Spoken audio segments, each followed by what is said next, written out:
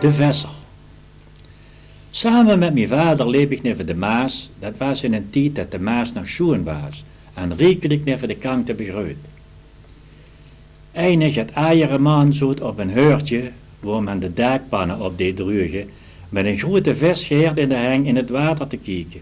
Ze bieten vandaag slag, zegt de man. Het zal wel weer te heet zien. Je hebt misschien niks meer aan de oog, zegt mijn vader. En dan kan ze toch niks vangen. Hij trok zich de visgeert uit het water en zei, verrekte, is ook nog gelijk. De geert neven zich in het gras leggend begon zich het onduidelijks aan het huisje te doen, terwijl mijn vader de viem bovenaan de toep met zijn metsje doorsneed.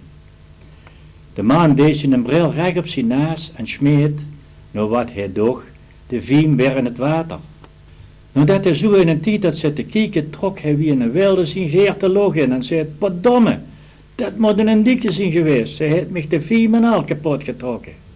Ja, zei mijn vader, dan moest maar blijven opletten, want anders trekken ze zich ook nog een keer de mazen. Vertel mij het, zegt de naaie man, de vorige week 's morgens in alle vruchten. Zit ik ook heen en de mens kreeg er toch in een aan, die woog minstens een kilo of 7. En die had ook nog een vorken in zijn bek zitten. Dus 2 vissen in één slag.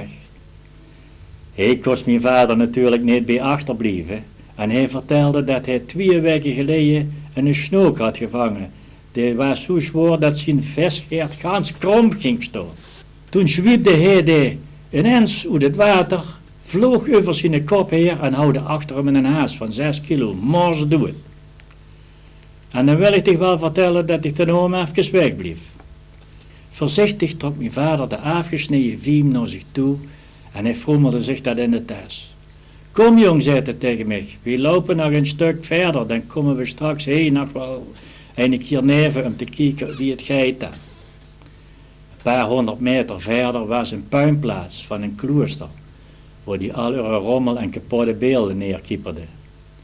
Of dat hij door een afspraak had, liep hij direct naar de afdeling gevallen engelen en begon ertussen te schuimen. Daar brook hij een engel de kop met een ijzeren aureooltje er nog aan van de ras af en draaide de viem om den engelenkop en liep weer langzaam naar de aaie mens toe. Kijk heen, zei hij. Die viem loog daarachter in de struik en ik denk dat ze in een engel gevangen is, want dit zat eraan vast. De grote heurenbril van de man zakte langzaam af naar het puntje van zijn naas, zodat zijn ogen voor de buitenwereld nog meer verwondering kosten uitdrukken. Dat begreep ik niet, zei de man. De maas struimt toch de andere kant goed? Ja, zei mijn vader, dat zal wel in een weerse engel geweest zijn. Anders hadden ze hem wel niet de kop afgehouden. De aaie man trok zijn schouders maar gaat moe, want hij wist het ook niet meer.